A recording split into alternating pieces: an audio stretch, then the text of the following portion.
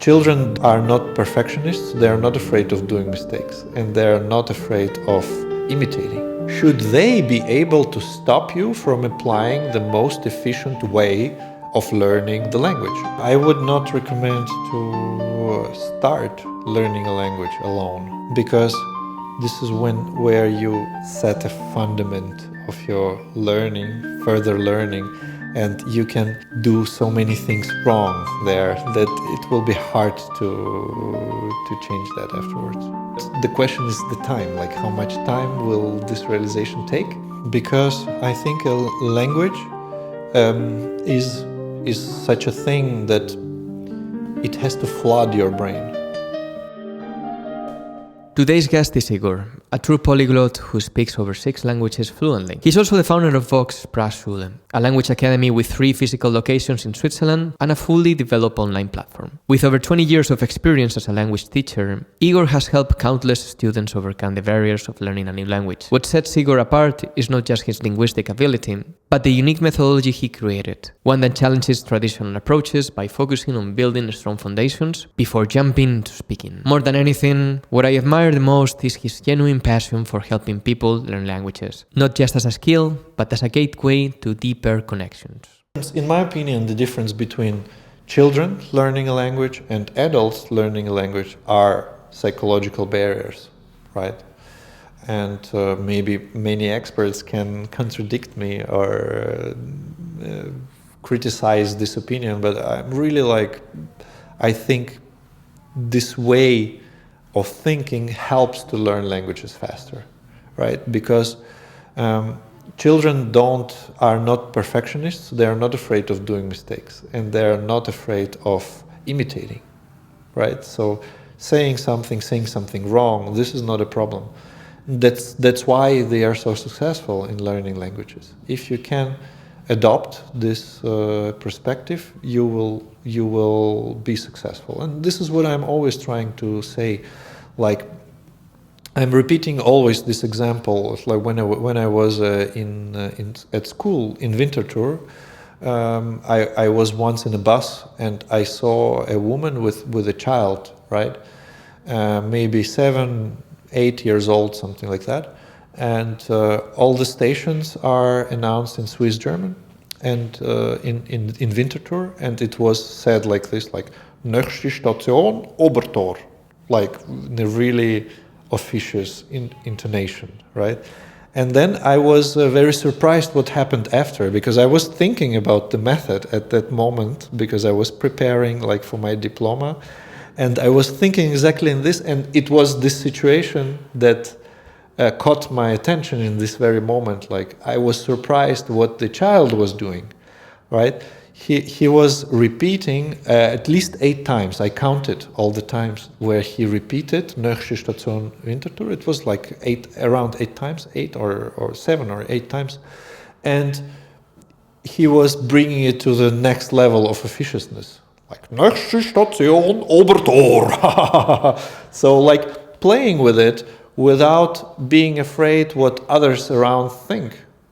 And I'm telling to the students, like this, you can use that. You hear something on the street, and I'm not asking you to stand in this bus and like to imitate like a crazy person, but maybe you can just whisper like nächste Station Winterthur. Just for the sake of not being kicked out of the bus. Yeah, you will not be kicked out, but maybe somebody might think like you're like, this is a crazy person or something like that. So what?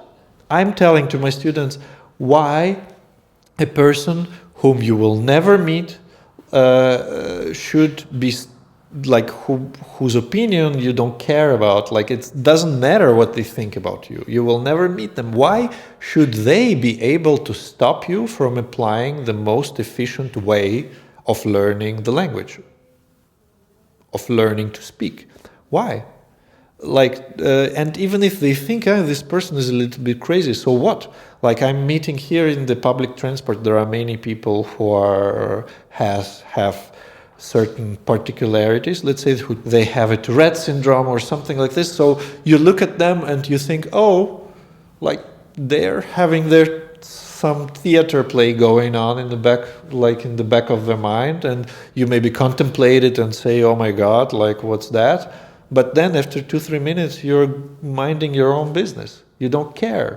So realizing that even if you are totally crazy and nobody cares, I think this is the most liberating thought in learning languages. And this is how everybody should do it, and this is what I think this is a key point. As a follow-up question, do you think play is one of the biggest psychological barriers? Maybe people are not playing enough with the language.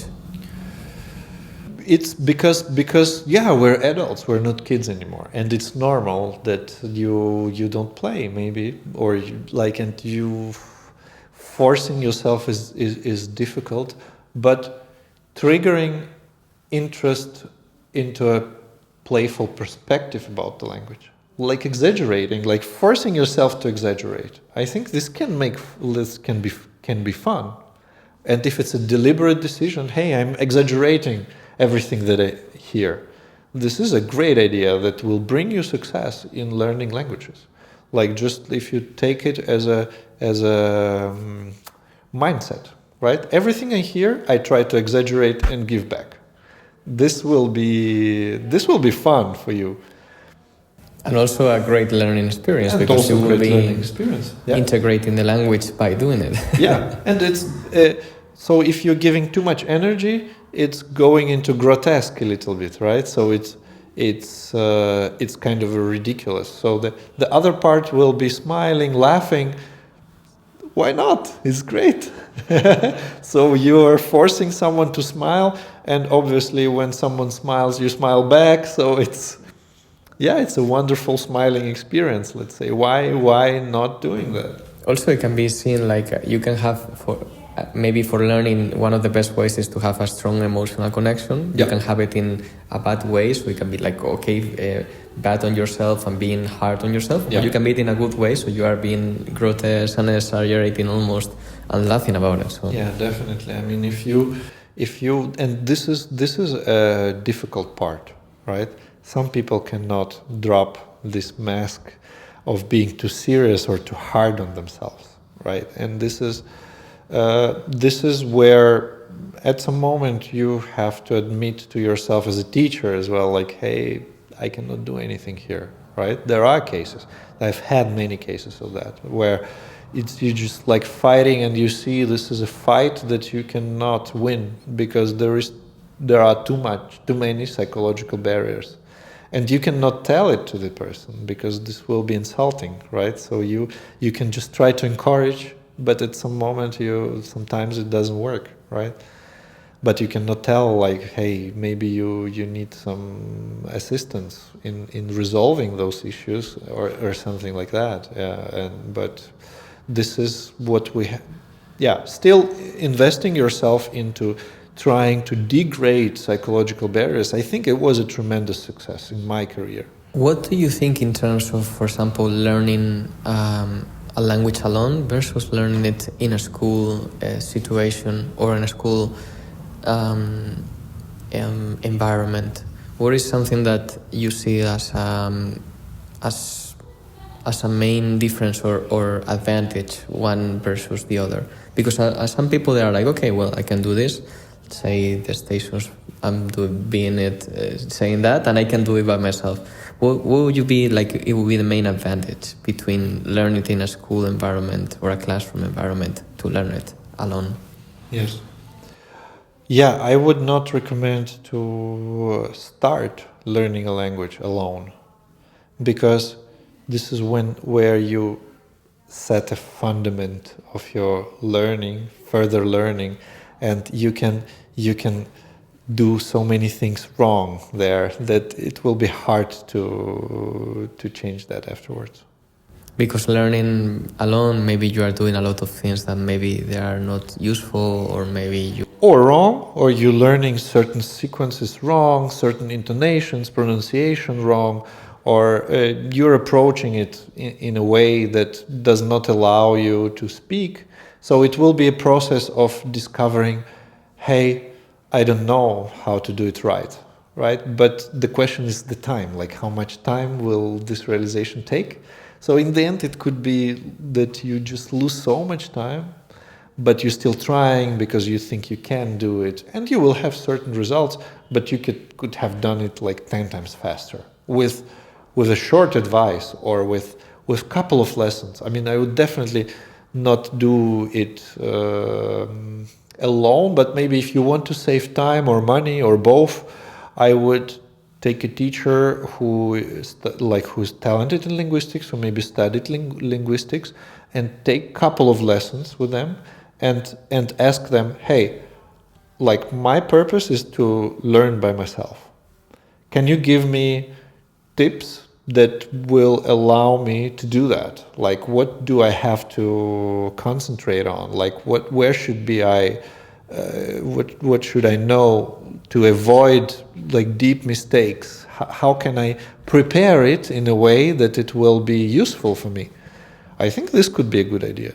Like, I've never had this thought before, but I think this could be, like, if you are tight on budget or you just want to do it yourself, just take a couple of lessons at least. I've had such an experience with a student. It was my most successful student at Vox. He learned from A1 level to B1 level, exam passed, in 6 lessons of 60 minutes. Wow. And his commitment was to do it like every second week, more or less. We were meeting, and his target was to do every day something, right? And I think he told me afterwards that he was doing at least 1 hour every day. So very consistently every day.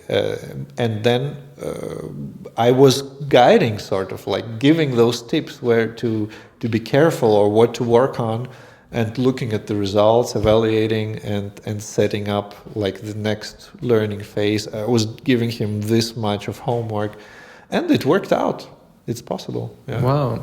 Do you think that is better than, in that sense, like when you are learning a language, like doing it in small steps, or at least being consistent, than being very, very intensive for 1 month or 1 week or whatever? Or it's much better to do it in a 1 hour day than doing it 10 hours in 1 day? Definitely. Absolutely. Because I think a language is such a thing that it has to flood your brain. It's a thing. It's a new reality, right? The language is just a reconstruction of the reality. What kind of reality is it if it's not present every day in your life, right? The brain cannot believe that this is your reality. Like, it thinks like this is some hobby or some. If you're doing it only on weekend, like 10 hours, it's thinking like, why are you doing that? Like, it's not part of your reality. You're forcing yourself. But if you do it every day, 15 minutes, this is much better than doing 1 day a week, like for 6 or 7 hours. Definitely. If you can bring it every day, but a small bit, you will achieve much better results than doing this like efforts, like forcing yourself into it. In these terms, you are speaking about realities and flooding your brain into the language. For those people, for example, who are not maybe willing, or they can't, or they cannot go to the country of the language itself, what would you recommend? Or maybe how would you say, like, maybe it's much better to just go to the country and learn it in the country and going there? What is your perspective on that? Yeah, it helps a lot for sure when your brain sees the language all around and is like, oh my God, like this is it. Like, people are talking around, and this is a system that works, and they're doing only that. So it starts to help you, right? Because it kind of doesn't have a choice. It sees, yeah, people can live in that language, right? But if you are somewhere else in your countries, or it's difficult to imagine. I think first of all, looking for possibilities, right? Look for in Switzerland is a good environment, for example, for learning languages, because there are theater groups that make like theater plays in German, in Spanish, in French, in other languages. Like you can, if you look for it, you will find some amateur theater group that is making a public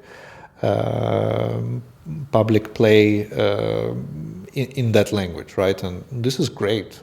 And then you can meet with those people who are interested in that, try to talk to them. Then there are different groups of interests, right? There are meetups in different languages. Like you can look for opportunities to get in touch with expats in those languages, right? Like Internation is doing sometimes great international like parties, meetings where you stick the language that you speak, and then they can look for a person and get a free lesson. Yeah, this is great. And you can choose to run your ATM in the language. Your ATM? Yeah, the ATM, like when you take the money, you can put it in German. Okay. Right? And try to read through those and to, like recognize what it means. You can. What I was doing with Spanish, for example, is waking up every morning, and when I'm going to shower, I bought a waterproof radio, and I was running it. I was running TVE, you know, TVE. I was running Spanish National Television. Yes, Spanish news, and trying to imitate at the same time. Right, like this, it was triggering my imitation, and I was kind of trying to imitate melodies, words, and then during the day you're running, and it's like, oh, this is a word I don't know that I've heard 20 times. What could it be? And then it starts to torture you, like this word again, this word, huh? It's like the ghost of the last Christmas, right? Yeah, exactly. Like it's coming back, and you're again this word, but I still don't know what it means. And then you go to the dictionary, you look it up, and you will never forget it, never, because memory is a network. The more connection are created to the reality through this network, the more weight this concept gets, right? If you build up your concept of the word, I don't know, banner or the window, right? You heard it, somebody says, close the window, or then you see some phrase in the movie, this window got like scattered or shattered. How do you say it in English?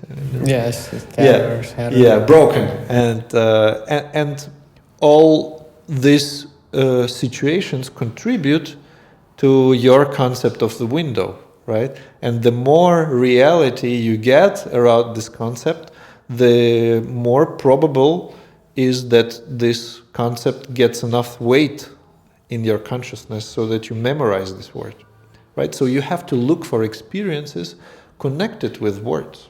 And then by repetition, like it gets repeated, and our brain is made in a way to find order in the chaos. Right? When you are confronted to a new language, it's like a chaos. But when you hear it 20, 30, 100,000 times, you're like, oh, this I heard, this I heard, this I heard, this is probably this, and this is how I think this is the most, the best way of approaching the language, discovering it in the reality. Very, very interesting. Well, it's also connected to what you mentioned about flooding your brain, and your brain needs to be flooded with the language. So it's better to do it in small steps every day than doing it one day fully. Yeah, because your brain is like, oh, it's present every day. It's every day here. I have no choice. Okay, let's help. So you succumb to the process, and you surrender also to the experience, I'm guessing.